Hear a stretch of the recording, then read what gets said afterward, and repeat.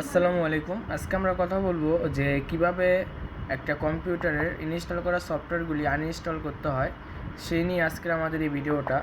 বেশি কথা না বলে চলুন মেন কাজে চলে যাই। সফটওয়্যারগুলি আনইনস্টল করার জন্য আমাদের প্রথমত যে কাজটা করতে হবে সেটা হচ্ছে কম্পিউটারের স্টার্ট মেনুতে, এই যে স্টার্ট মেনুতে বা সার্চ বারে গিয়ে সার্চ করতে হবে কন্ট্রোল প্যানেল, লিখতে হবে কন্ট্রোল প্যানেল। কন্ট্রোল প্যানেল লেখার পর এন্টার বাটনে ক্লিক করে দিলাম আমি।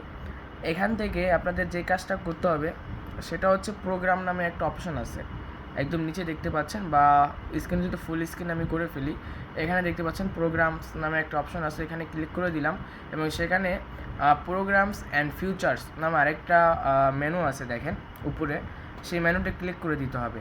ক্লিক করে দেওয়ার পর আপনার কম্পিউটারে বা ব্যাকেন্সিতে কী কী সফটওয়্যার ইনস্টল করা আছে এখানে সমস্ত সফটওয়্যারগুলি শো করব। এখন আনইনস্টল করার জন্য প্রথমত আপনাকে যে সফটওয়্যারটা আপনি আনইনস্টল করতে চান সেটাতে ক্লিক করতে হবে, লেফট বাটন ক্লিক করতে হবে। করার পর রাইট বাটনের টাচপ্যাডের বা মাউসের রাইট বাটনটা ক্লিক করবেন আপনি। যখন রাইট বাটনটা ক্লিক করবেন তখনই আনইনস্টল নামে একটা অপশন আপনি পেয়ে যাবেন, এই যে এখানে লেখা আছে। এখানে এটাতে আপনি লেফট বাটনটা ক্লিক করে দিবেন। দেওয়ার পরে এখানে আপনার কাছ থেকে পারমিশন চাইবো, এখানে আপনি নো থেকে ইয়েস করে দিবেন। আমি এখান থেকে ইয়েস করে দিচ্ছি, পরে আবার এন্টার করে দিলাম। এখন কিছুক্ষণের ভিতরে দেখবেন সফটওয়্যারটা চলে গেছে, দেখেন চলে গেছে এখান থেকে। তার মানে এই সফটওয়্যারটা আমার কম্পিউটার আর নাই। এভাবেই আপনি একাধিক সফটওয়্যার আনইনস্টল করতে পারবেন আপনার কম্পিউটার বা ল্যাপটপ থেকে। আজকে এই পর্যন্তই, আবার দেখা হবে পরবর্তী ভিডিওতে। আসসালামু আলাইকুম।